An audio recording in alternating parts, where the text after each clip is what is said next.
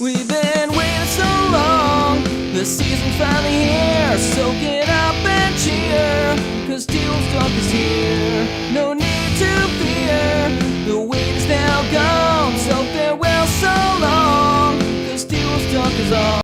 All right, everyone, welcome back to this edition of Timberwolves Talk. Today, it is not Victory Wednesday, it is Defeat Wednesday. After a long game last night, full of fouls, full of frustration, and it's okay, man. It's one game. It's one game, as MJ in the back right now would say. It's one game. It is what it is. It's 1-1. As Ant says, we're going back to the crib, the Target Center. They're calling it the crib now. That's what TC stands for. I'm excited, man. I obviously doing the live stream last night. Thank you to everyone who came. A little demoralizing. I mean, we got beat by like 30. It happens, though. It happens. I wish the game was a little closer. I think Peyton does too, obviously. But I mean, I'm not too worked. I was pretty worked up last night. Had to take the night to just calm down, go to sleep, don't watch any basketball. And I woke up this morning, listened to some stuff, and it got me hopeful. I think we played one of our worst games, shooting wise, defense wise, rebounding wise. I don't think it can get much worse than that on the bright side. Yeah, the thing about this Timberwolves team that's been consistent throughout the season is when we have an off night, we are horrible. Like there's just like it's very rare that we have a bad game. Everything I'm wearing. Sorry. It's very rare that we have a bad game and it doesn't look ugly like that. Like it builds on itself when we have a bad game. It's just like when it's bad, it's really bad. And we played one of those games last night. But in hindsight, going into Memphis and getting one game is critical. I mean, it's huge. And just the fact that we got one game, I know it would feel better maybe if we would have won the second game going into the third game, but still, we won one game. Now we go back to Target Center, which is one of the best arenas in the NBA at the moment right now. Definitely on the rise. I mean, there's a ton of sellout. It's a sellout crowd. We got the great courtside presence. I still think that we have a pretty good shot at this series. And, I just hope next game's a little closer. Even if we don't pull out next game, I think it's got to be a little closer. Chris, what do we have to do differently next game to stay competitive? First off, I want to give credit to the Grizzlies where credit's due. I think there's a couple things they did really well. First off, they started Steven Adams, but they saw what happened last game, only let him play 3 minutes, and brought in Xavier Tillman, who was kind of the X factor defender for the Grizzlies last night. Same with Kyle Anderson. Those two were kind of trying to play the Clipper defense on Cat, and guess what? It worked. Cat got into foul trouble again. The stat line doesn't look horrible at 15-11, but him being off the court and Naz Reid, that is horrible, man. Naz Reid having to be on court was the bad part because the Grizzlies have height all over in the front court. And while Naz was hitting some shots, he was turning the ball over and getting out rebounded very badly. And we got to have Cat on the court for 40 minutes. So credit to Memphis there. Credit to Ja Morant coming back, putting up an almost triple double. He got into the paint anytime he wanted. He split our we have the two defenders come up and try to double him. He split and passed out. Grizzlies found the adjustments, but I also think the Timberwolves have all the meat in the world left on the bone to perform well next game. Yeah, for sure. I mean, when you get to this high level of playoff basketball, and even in the NBA, like coaches are going to be able to adjust game by game. And the Grizzlies, they made some great adjustments. Speaking of Steven Adams, Xavier Tillman, dude, I don't even know what his career high was before that, but he played those what do you have? 13 points. Got to be one of the highest points he's ever put up. But yeah, I think I trust the Wolves staff to maybe look at this game and now we're going to play our chess. We're going to see what we can do differently. We're going to go at it a little differently. But yeah, Cat only 15 points. You're not going to win many games when Cat puts up 15, D'Lo puts up 11, and Ant only puts up 20. Like it's just at that point, it's impossible to win a game. I think it's what's critical for this team is we got to be in the game at the end. If we I don't know, once we get down, there's no chance in us coming back. But if we can just stay competitive going into the fourth quarter, I think we have a much better shot of winning game 3, especially being at home. yeah, what you just touched on was kind of a deeper rooted problem in the Timberwolves all season this year. It seems like we'll have a comeback win every so often, but it's only like I can't remember the last time we've had like a 20-point comeback win. It's just those don't happen a lot in the playoffs, granted, but the Timberwolves are not the best team at, picking themselves back up after, getting out of a game. And I also wanted to touch on another issue that keeps coming up for some reason, and it's Cat in his post-game pressers. I don't know if you listen to too many of them, but the man lives in his own world, I think, which is weird. You know how so Cat has had a huge issue with kick out three this year. Like, humongous. I saw that shit. Yeah. Every single time we watch Cat, it seems like he gets an offensive foul on the kick out three. And it's blatant. It's blatant. Like, we can't even complain about it. Like, we want it to not be a kick out, but we watch it and like, yeah, that's what a kick out is. That's why they invented the rule. Someone's going to get hurt doing that shit. And my issue with Cat is, and this is not just with kick out, but he tries to say what a superstar should say, but he's bad at it. And he's also not being true to what he is. Like, he said, man, I just got big feet. Like, I won the 3-point competition. I'm not going to change how I shoot the ball. And I'm like, no, you are. You do need to change. You shoot the ball without jumping. You jumped this time and kicked your feet forward. It's pretty easy to see his shots are completely different when he kicks his feet out. So it's just like, it's that little stuff in his press conferences. And he did it again last night. He's not taking it to the chest. Like, dude, a lot of your fouls were fouls. Like, I'll give you one. I'll give you the first foul of the game. The first one. All the other 5 fouls were completely your fault. Yeah. Blatant fouls. Like, there's no arguing 5 of his 6 fouls. And like, yeah, there's no argument. And even the first one, you could make an argument that it was a foul. Like, it's not like it was such a bad call. It was a bad call, but you could see, like, hey, maybe that was a foul. Yeah, he's delusional, and I'm not saying that like in a horrible way, but he's delusional because what he's thinking in his head is not translating to what's actually happening on the court. Like, he did not shoot that ball how he said it. He shot the ball kicking his foot out. Right. He just blatantly lied, and he's lying about, I'm going to swing the ball next game, and he never does. He does the same shit. He gets into foul trouble. I don't know. He's like delusional in these interviews. Like, he's living in his own world is what it seems like. And I think it's also hard because Anthony Edwards has perfected the interview game post game. He says the right thing. He has a great attitude, win or loss, and he's willing to take accountability if it's his. He takes accountability. He says, and he's like, he doesn't dance around. He said, it's my fault. We're going back to the TC. We're going back to the crib, and we're going to take care of business. That's it. That's all you need to say. You don't need to make excuses. It's just, hey, I could have played better. We're going back. It's a 1-1 series. We're fine. Like, you don't need to make all these excuses. Like, just take some accountability and then go.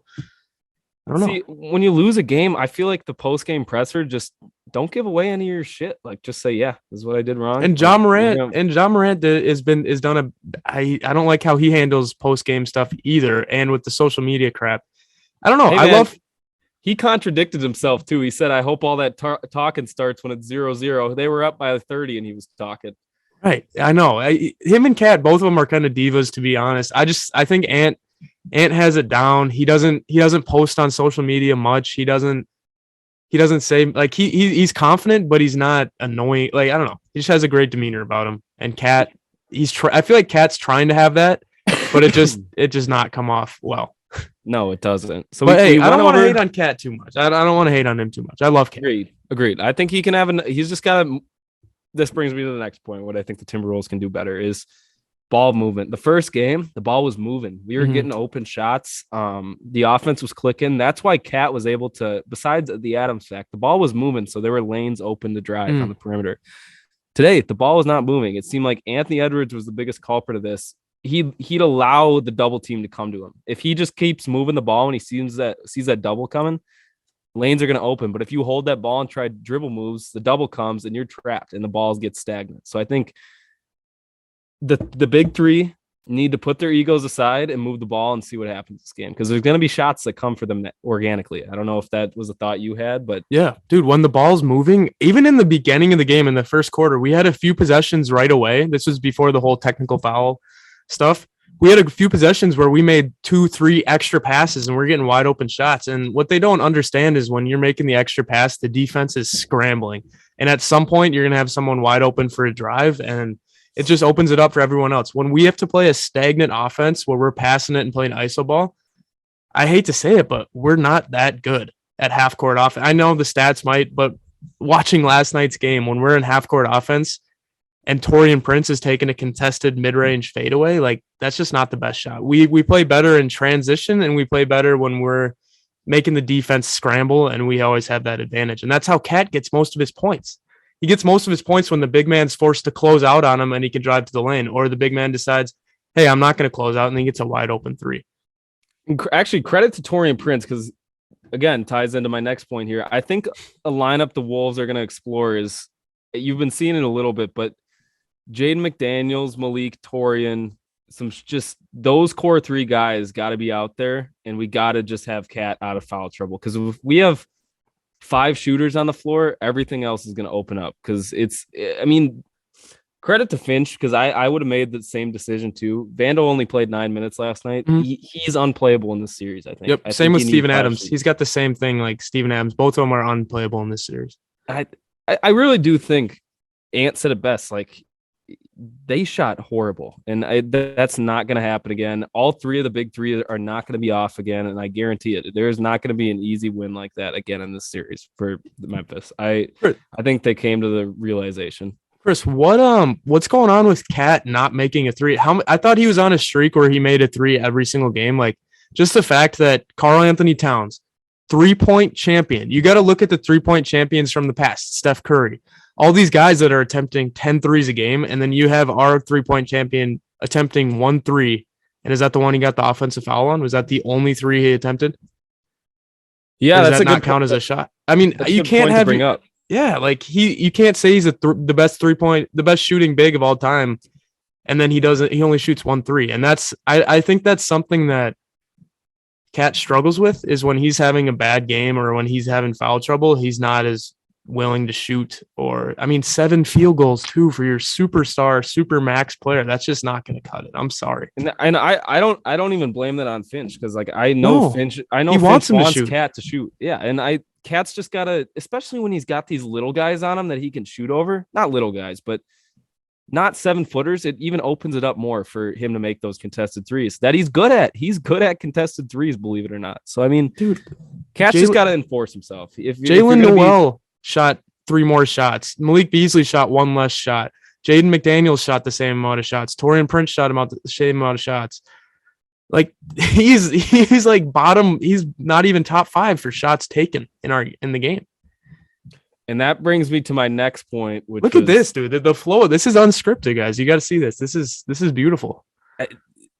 This is the elephant in the room that I haven't seen a lot actually about it. Like, everyone's kind of just pushing it past, but I'm like, D'Angelo Russell needs to show up to the building, man. It's like he's on the streets right now. 5 of 22 in the first 2 games isn't going to cut it. I'm okay with him taking 22 shots in a game, even if he just needs to play confident. I know you have Dylan Brooks on you. I know he's being physical, but dude, you're one of our biggest offensive threats. You're getting paid $30 million. You need to try to get Dylan Brooks off you and hit some shots. Yeah. Hey, I was defending him last night just to the fact that you were saying we need to make changes. I still believe in D'Angelo Russell. I don't know super long term, but I think in the next couple of years he can still be a valuable part of this team.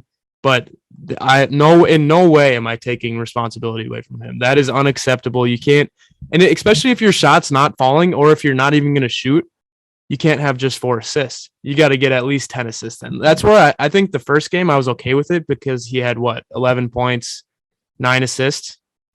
Yeah, he's playmaking a little bit more. This game, he didn't even show up. He wasn't even I've called him the quiet superstar. He was just the quiet guy. He's a non-factor. And when you're playing 4-on-5, it's impossible. You got to show up. But a point I brought up in the way late hours of the live stream last night is that this is the thing about D'Angelo Russell.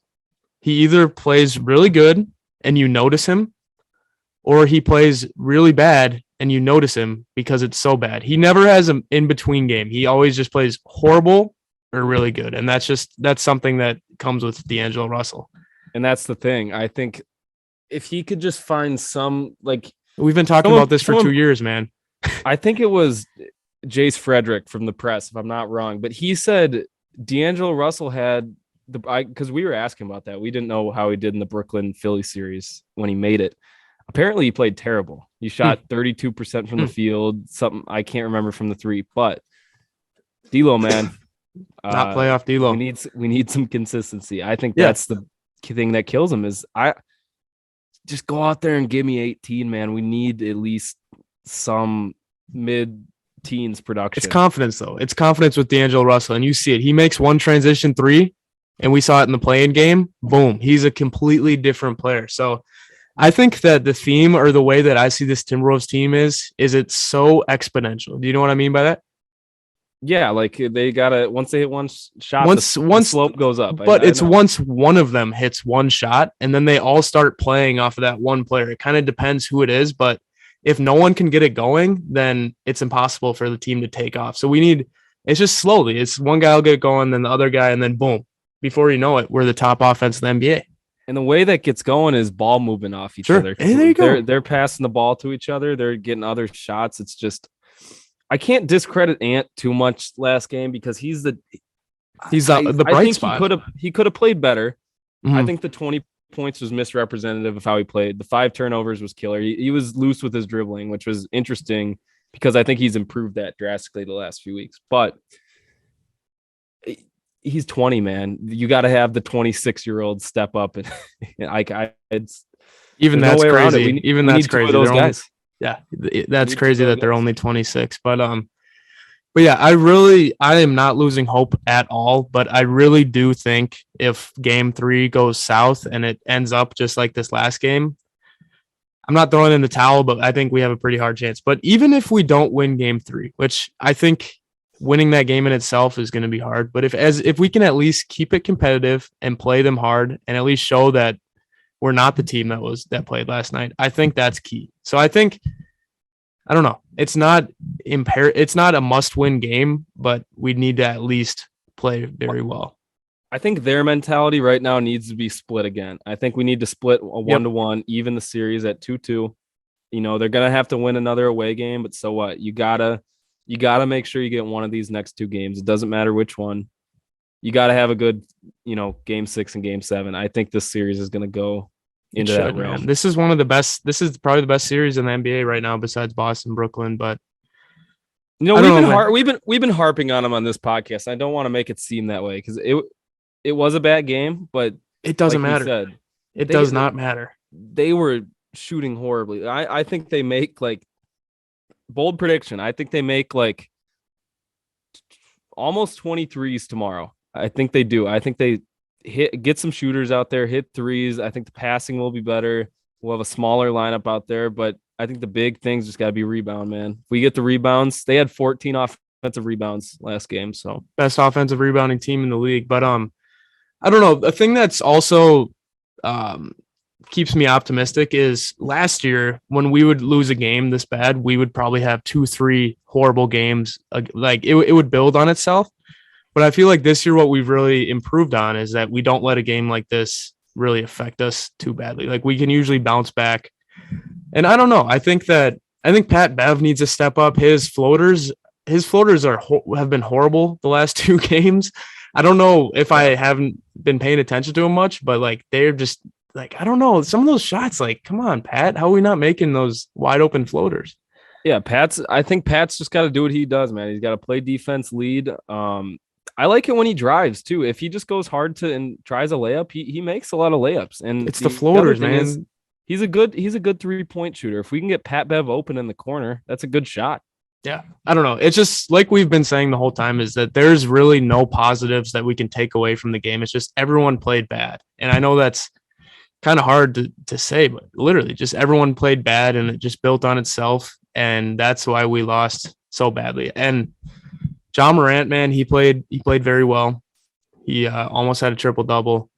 There was one stretch there at the end of the second quarter where I don't know who was in the lineup, but when the game picked up and both teams, they weren't calling any foul. Was that in the third? Yeah. Where it was just bang. I might have been the second. Where it was just Are you bang, talking bang. about when we tried to make a comeback? Or no, it was one. I know what it was the start of the second quarter. Yeah, it was still a pretty close game at that point, and it was just going back and forth. But That's what I hope next game's like, because that was very exciting to watch. Yeah, first quarter was. I mean, I'm gonna address the referees here, but it's it's not in favor of the Wolves or the Grizzlies. It's just addressing the referees because that was horrible last night. Horse shit.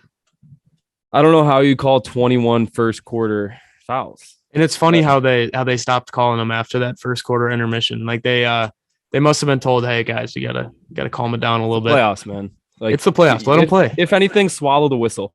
They had some good calls on Ja good no calls on Ja where he kind of just threw himself in the air and threw up a wild shot and they didn't call a foul. So that's where it was kind of like inconsistencies. It didn't make much sense, but I like that and it goes both ways. There's a few times when Cat goes to the basket and he doesn't get a foul and it's not a foul, but he's always complaining. There, Ja and Cat, man, they complain so much. Both of them combined. It's really annoying. Dude, you've been seeing Embiid getting. Dude, it is interesting though because I was watching Embiid the other night. That man gets every single call. Yeah, he's what do they call him? The free throw. Well, they say he's Al Jefferson. No, or he's Jahlil Okafor if he doesn't get 30 free throws a game. It's like it was a meme where it said it was Embiid without 30 free throws a game, and it was just a picture of Jahlil Okafor. He's a good player. He's a good player. He's a good player. When he played us, bro, not the MVP, but good player. He killed us. He had a bunch of mid-range like fadeaway. He was destroying us when we played him. Yeah, but I guess looking forward, I don't know how you can possibly look forward, but looking forward, the Warriors look good. So I mean, Memphis or Minnesota, geez, I don't know who's beating that Warriors team. Devin Booker went down. He's gonna be out games 3 and 4. Is he? Pelicans won last night, so that's a 1-1 series. Zion come back maybe? Oh, could you imagine? He should. I don't know why he doesn't. If he's 100%, he's got to come back. That would be insane. They would be able to beat the Suns.